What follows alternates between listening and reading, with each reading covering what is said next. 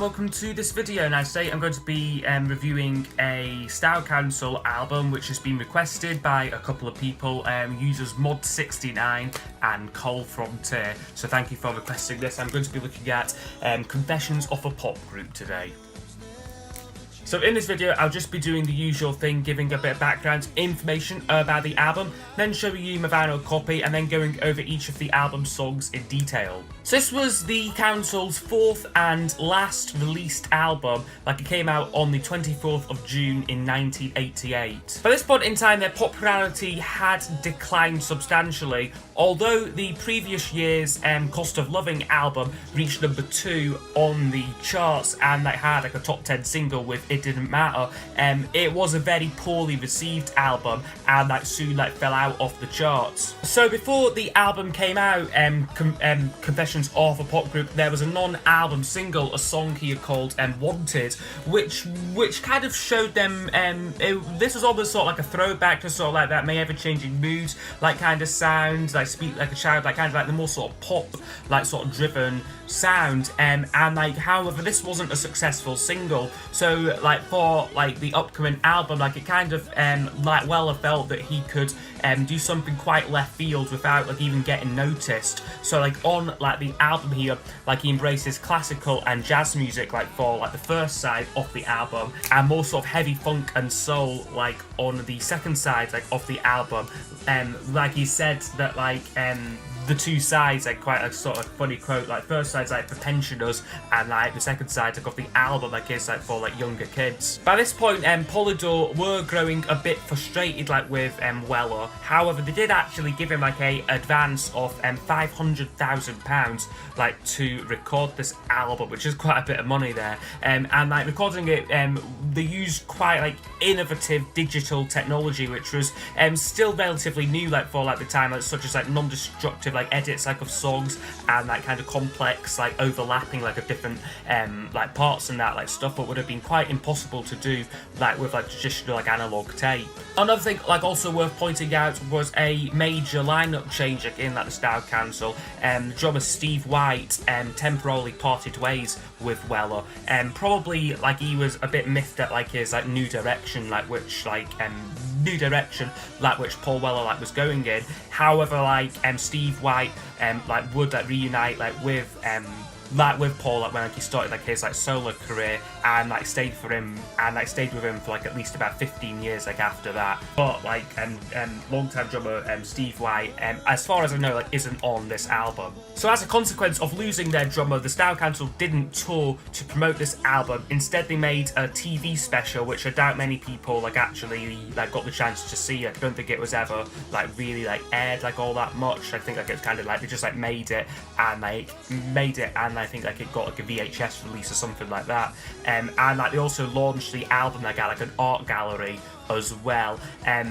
So commercially it didn't do very well. It reached number 15 on the UK charts, and got quite a mixed critical reception. Some people were quite impressed with Weller's embrace of new musical forms. However, others felt that it was quite a self-indulgent album. So I will just now show you the vinyl copy of it here. This isn't in the greatest shape. I am kind of looking for an upgrade copy of this. There was a recent reissue of it on white vinyl, which I would be quite interested to get. So there's the cover, there's the back of it there, just the track listing.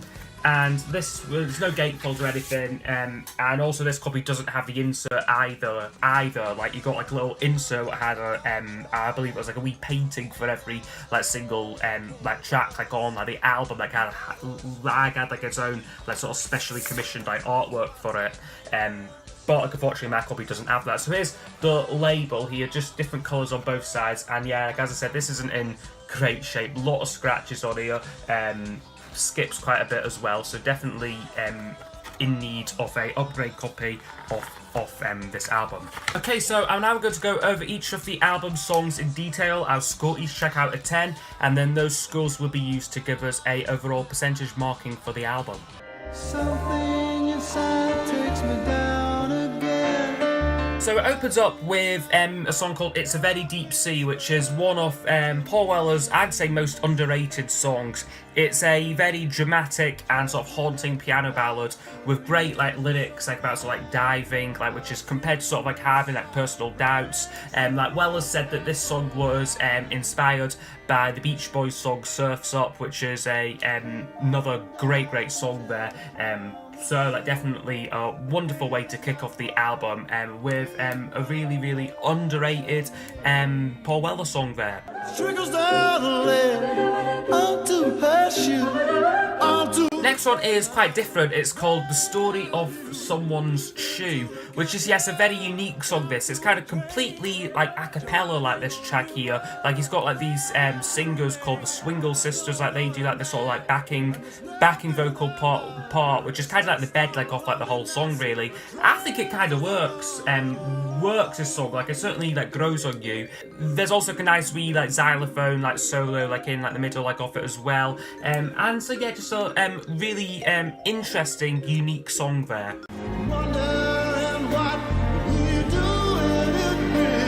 Next track is called Changing of the Guards, which is a kind of ballad, like love song, like for Weller to like his I think they were married now, like wife, like DC Lee. Like I think like they got married like at some point like in like the making like of this album, and this is just like a nice ballad, like really it's like it's like a nice duet. Like it's maybe a bit corny, a little bit cheesy, but I do think it works quite well, this track here though. Like it is a nice song, and like also has some really lovely lush like orchestration on it as well.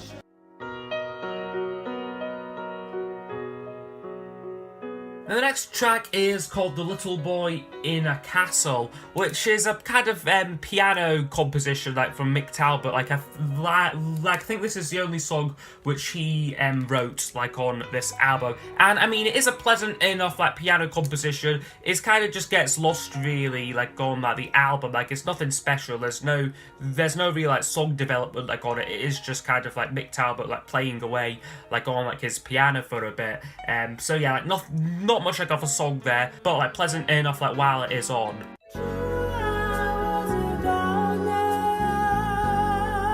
And then the side one closes with a song called The Gardener of Eden, which is a slightly more thought out number. Like this is quite a long track as well, about at least about like 10 minutes long. This like it's sort of like it's split up like into 3 like different sections. DC Lee handles the lead vocal like on this song, and like I must say she was never like sort of like the greatest like lead vocalist. She's done some great like backing vocals like for like the Style Council, but like when like she takes like the lead vocals again like the songs, like sometimes it doesn't quite work, and yeah, this is probably like one of them.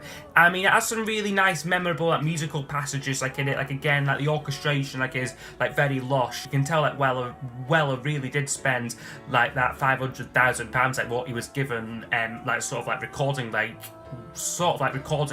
this song here. Like it kind of just sounds like an expensive song this really here, but it is quite easy like to lose focus like with this track because it is kind of like so long and like a little bit pretentious, and that like it's as far away from like the jam like as well like ever got, like I would say.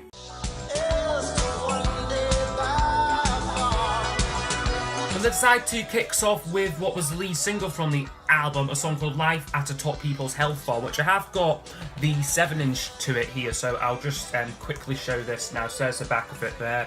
Yeah, we like in a sleeve with this as well, just with sort of lyrics and stuff like on the back, and that's what the record there looks like. This song here is a kind of sort of funky number with sort of like quite Bob Dylan-esque lyrics about like 80s culture, which like Weller said that like this was him kind of trying to rewrite like Subterranean Homesick Blues like for like an 80s audience.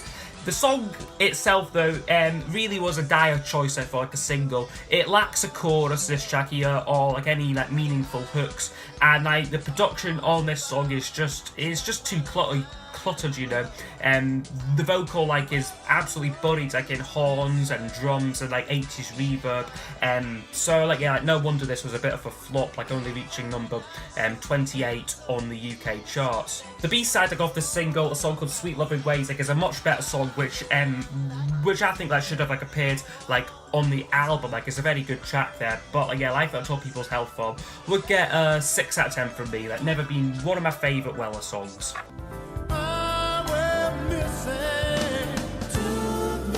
But then we get one of the better tracks like from the album, a song called Why I Went Missing, which is a bit of a slower track, this one here. It's sort of got this nice like swaying like feeling to it. A nice like acoustic guitar solo like in it as well. Like it's just a pleasant track, this here. Lyrically, like it's quite like self-reflective, like about like getting lost to find yourself and like stuff like that.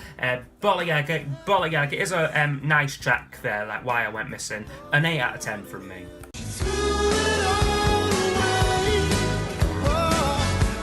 And the next one is my favourite song on the album, without a shadow of a doubt. It's How She Threw It All Away, which I have also got the single for this one here. I've got the 12-inch single here.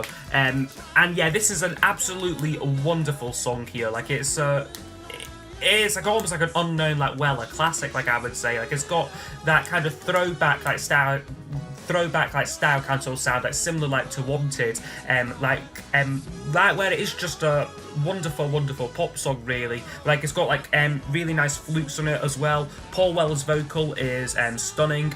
This was also the second single from the record. Like it came out like on like this wee EP, sort of 1, 2, 3, 4, or it's called like a summer quartet. Like I'm not too sure like what the official name of this is, but it came out like on this here and didn't do too well like in like the charts. Only got to number 41. I've got written down here, and like this is a nice single here. You get a nice B-side like on it called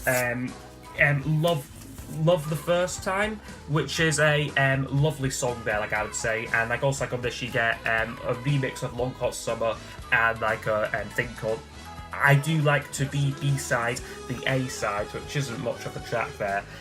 But yeah, How She Threw It All Away, one of Weller's very best songs there.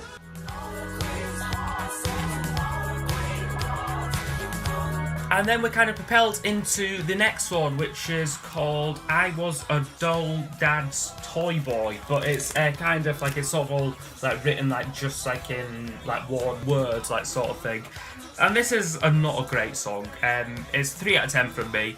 It's kind of got this quite sort of funky like synthesizer part, but it's just a rubbish song, really. Like at the end of the day, like parts of like the lyrics like steal like from like the nursery rhyme like Humpty Dumpty, so like All the King's Horses, like and All the King's Men, sort of like reference to that, and like it's just not a great track there, really. Like it's just very different like for like Paul Weller, and like I mean you have to give him like some credit like for trying something very new and like very out there.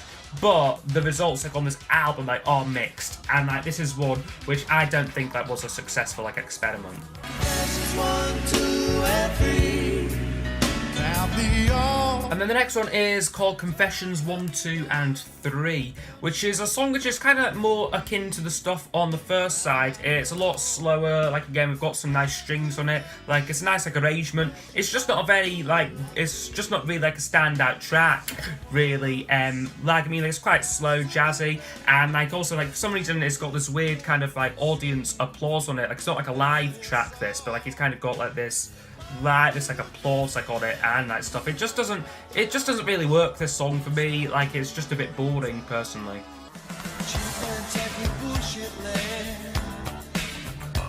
And then we close the album with the title track, Confessions of a Pop Group, which is a 5 out of 10 from me also. It's a this is a kind of epic, like 10-minute funk workout. You've got a solid bass line on it, along with these very sort of pessimistic lyrics, like about like the election, like of like about like the re-election, like of like the Conservatives, like in 1987. I mean, like, Weller sounds incredibly bitter singing this song here. Like, it's not like a sort of like happy-go-lucky song. It's very sort of dark and like quite an angry track, I think. I mean, I can never really go to this song much like outside like of the album here. Like, it is one which maybe like if like they tried like a different arrangement to it and like also maybe shortened it down a bit as well, might have like actually worked like quite well. Like, as it is, I just think it kind of drags out like after like about like the 5-minute mark. Okay, so overall, this album would score 66%. So I would say this is a very, very much a mixed bag for me, personally. I'd say for the start, it's too long, like as like an album. It's about 57 minutes, like again, like it's just a single vinyl, like as well. It just kind of like, you lose interest, like with like this record, like quite quickly, like especially like towards the end, like off like each side. However, Weller has said that this wasn't kind of meant to be like sort of like a full like album, like it's two very distinct sides. So like he kind of said like if like you're just like in like the mood for sort of quieter stuff, like put on like the first side. Like if like you want like more like upbeat stuff, like sort of like go to like the second side. Like it's not necessarily like a record to play like from start to finish. I mean, this is quite a like I would say interesting record like to kind of read about like the history like of it. Like it is quite fascinating to see like how like far away like he got like from the Jam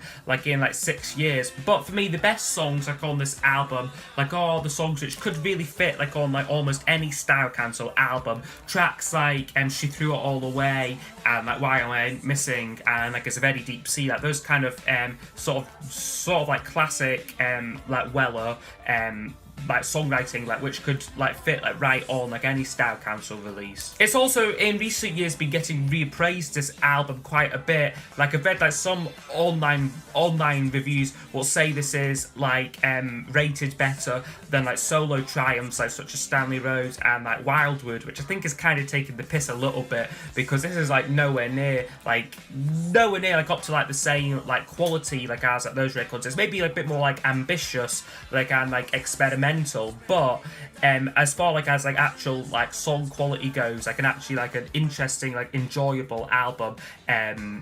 Like I think like in like a solo career like he would go on to do like so much more better things than this. So yeah, I hope you have enjoyed this review of Confessions of a Pop Group. If you have any requests for future reviews, please do leave them down below, and I will see you all next time for the next video. Goodbye.